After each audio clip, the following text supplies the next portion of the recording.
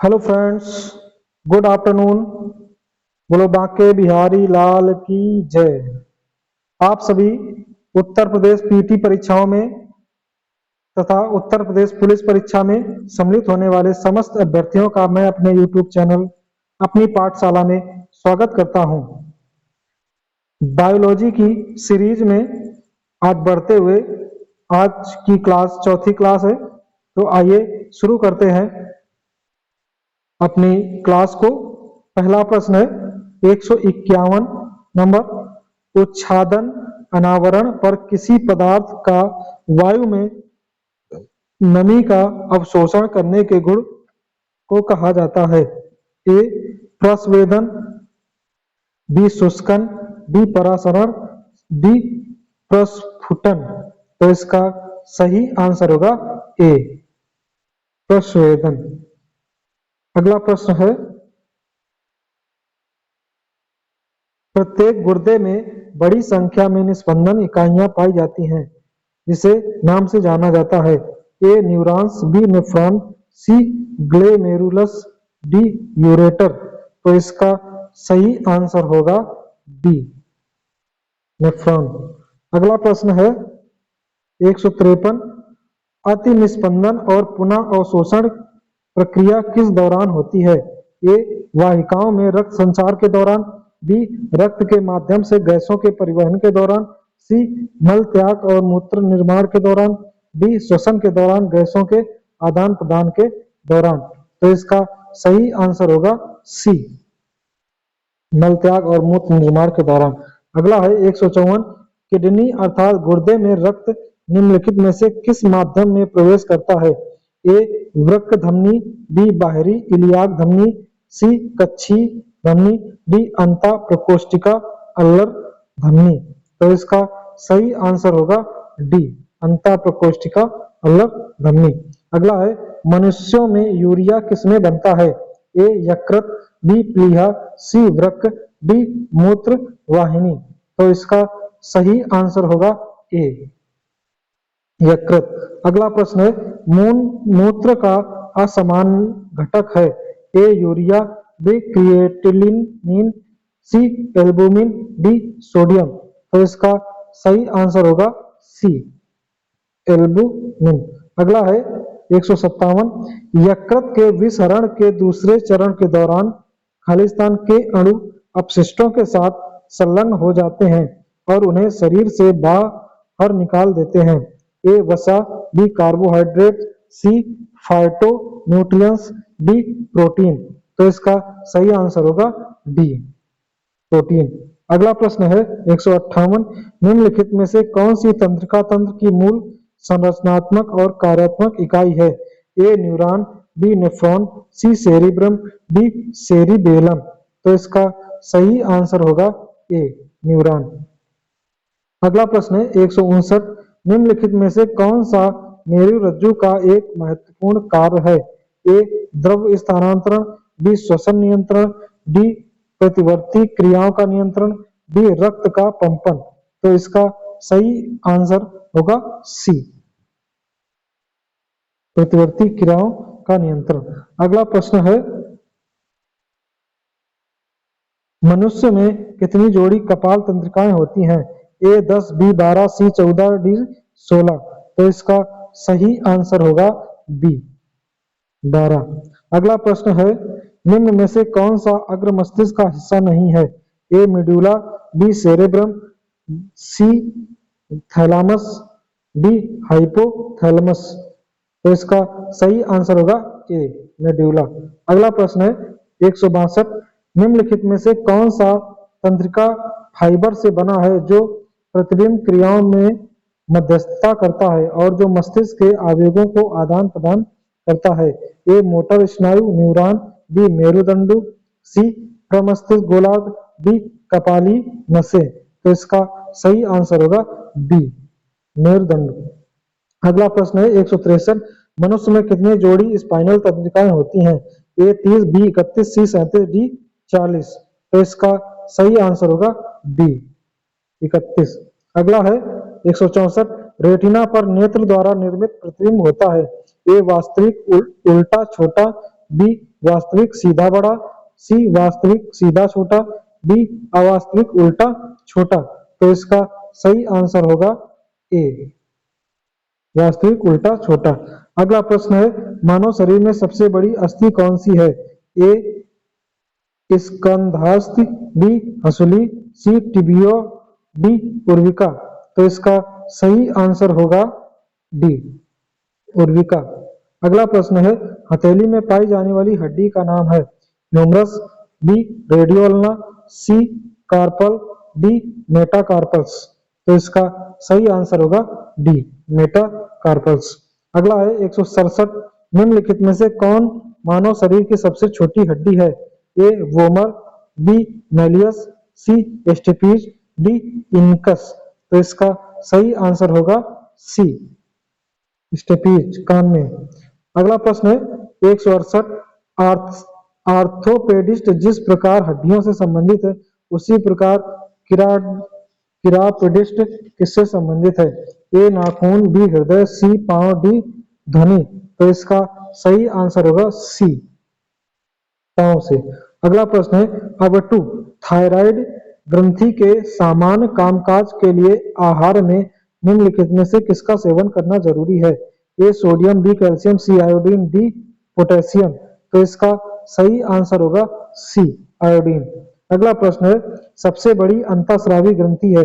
ए अग्नाशय, B अवटु ग्रंथि, सी पीयूष ग्रंथि, D testis. तो इसका सही आंसर होगा बी अवटु ग्रंथि। अगला प्रश्न है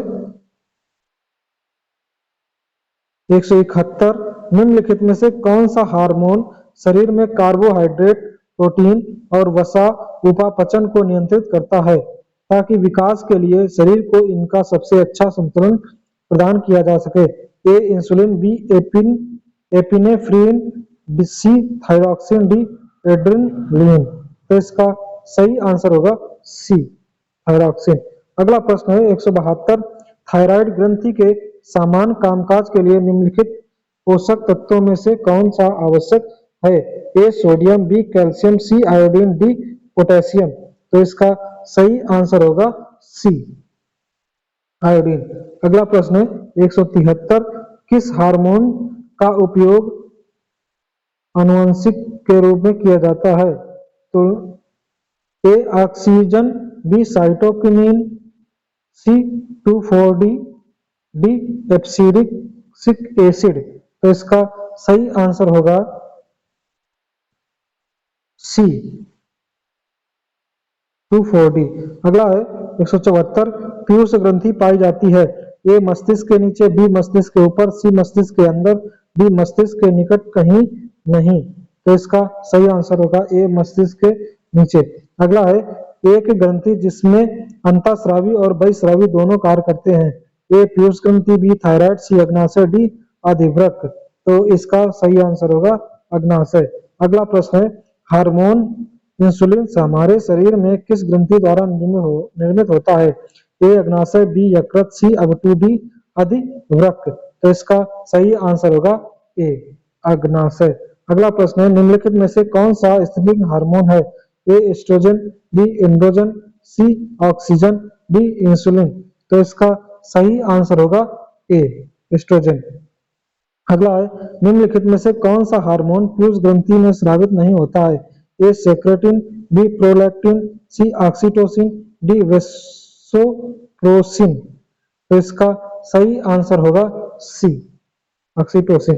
अगला है 179 निम्नलिखित विकल्पों में से उस हार्मोन का पहचान करें जो बच्चों को बढ़ने में सहायक होता है? ए गोनेडोट्रोपिन, बी ऑक्सीटोसिन, सी प्रोजेस्टेरोन, सी डी सोमेटोट्रोपिन। तो इसका सही आंसर होगा डी सोमेटोट्रोपिन। अगला प्रश्न है इंसुलिन एक प्रकार का A hormone, B enzyme, C vitamin, D नमक क्या है? तो इसका सही आंसर होगा ए हार्मोन। अगला प्रश्न है इंसुलिन के अतिश्रवण से कौन सा रोग होता है? ए मधुमेह, B hypoglycaemia, C hepatitis, D anaemia. तो इसका सही आंसर है बी हाइपोग्लाइसीमिया। अगला प्रश्न है भ्रूण के किस चरण में शरीर के सभी अंगों की पहचान की जा सकती है? ए जाइगोट, बी एम्ब्रियो, सी फीट्स, डी ओवम। तो इसका सही आंसर है सी फीट्स। अगला प्रश्न है, निम्नलिखित में से कौन सा मानवीय पुरुष प्रजनन प्रणाली का हिस्सा नहीं है? ए डिंबवाहिनी नली, बी वास डिफरेंस, सी वृषण, डी वृषण कोश। तो इसका सही आंसर होगा ए डिंबवाहिनी नली, ये महिलाओं में पाया जाता है। अगला है 184, फैलोपियन ट्यूब को काटना और बांधना कहलाता है? A tubectomy, B vasectomy, D sterilisation, D hysterectomy. तो इसका सही आंसर होगा ए ट्यूबटेक्टॉमी। अगला है 185, वसा में घुलने वाली विटामिन के कितने प्रकार होते हैं? ए 2, 3, 4, 5। तो इसका सही आंसर होगा सी 4। अगला है, निम्नलिखित में से कौन सा विकल्प ऑक्सैलिक एसिड का स्रोत है? ए सिरका, बी आंवला, सी इमली, डी टमाटर। तो इसका सही आंसर होगा डी टमाटर। अगला प्रश्न है 187, निम्नलिखित में से किस विकल्प के जरिए हमारे शरीर को एमिनो एसिड प्राप्त होता है? ए कार्बोहाइड्रेट, बी वसा, सी प्रोटीन, डी विटामिन। तो इसका सही आंसर होगा सी प्रोटीन। अगला प्रश्न है, निम्नलिखित में से किस विटामिन को एस्कॉर्बिक एसिड कहा जाता है? Vitamin A, vitamin B, vitamin C, vitamin D. तो इसका सही आंसर होगा विटामिन सी। अगला है 189, निम्नलिखित में से कौन सा विकल्प माइक्रोन्यूट्रिएंट है? ए लोहा, B sodium, C nitrogen, D zinc. तो इसका सही आंसर होगा सी। अगला प्रश्न है, खाना बनाते समय निम्नलिखित में से कौन सा विटामिन अत्यधिक ताप के कारण आसानी से नष्ट हो जाते हैं? Vitamin A, vitamin D, vitamin C, vitamin A. तो इसका सही आंसर होगा सी विटामिन सी। अगला क्वेश्चन है, निम्नलिखित में से किस खाद्य पदार्थ में उच्चतम प्रति ग्राम कैलोरी मान होता है? ए घी में, बी मक्का में, सी चावल में, डी मांस में। तो इसका सही आंसर होगा ए घी में। अगला है, हमारे भोजन आहार का प्रोटीन मुख्य घटक मुख्य रूप से किसके लिए उत्तरदायी है? ए केवल ऊर्जा के लिए, बी ऊर्जा और वृद्धि के लिए, सी वृद्धि और मरम्मत के लिए, डी केवल वृद्धि के लिए। तो इसका सही आंसर होगा सी वृद्धि मरम्मत के लिए। अगला है 193, बढ़ते बच्चे के लिए आहार में वसा और शुगर का कितना प्रतिशत अनुशंसित किया गया है?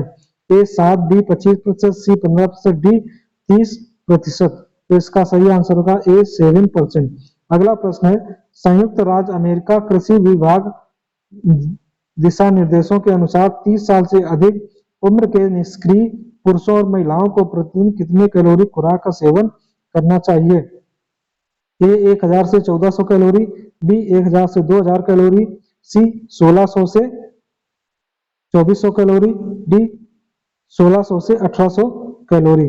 तो इसका सही आंसर होगा सी 1600 से 2400 कैलोरी।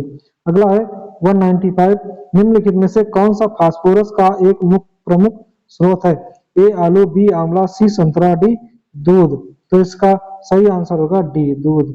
अगला प्रश्न है, पोषक तत्वों की 6 श्रेणियां हैं: कार्बोहाइड्रेट, प्रोटीन, वसा, चर्बी, विटामिन और खनिज और खालिस्तान।